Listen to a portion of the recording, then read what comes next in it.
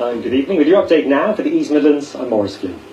The often controversial world of bare-knuckle boxing is trying to come out of the shadows, with Nottingham hoping to become a global powerhouse.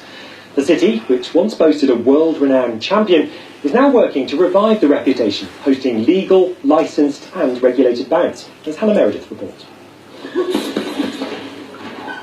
Training with the gloves on for when the gloves come off.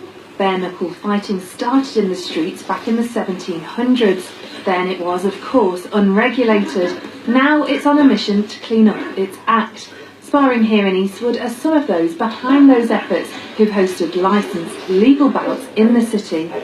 Bare-knuckle boxing was never outlawed and never made illegal. It really fell out of popularity a little bit.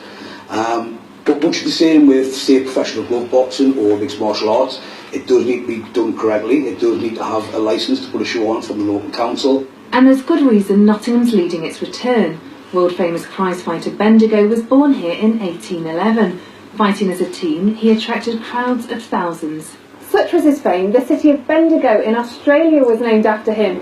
Here, though, in his city, the only memorial is this figure in Sneinton. It stands on top of a restaurant now, but was once a pub called Bendigo's, ironically shut down because of brawling.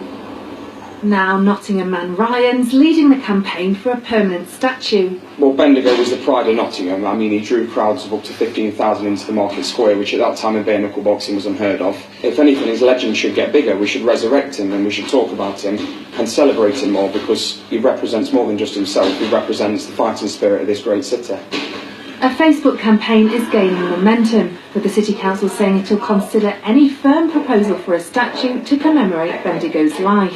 Hannah Meredith, East Midlands Today, Nottingham.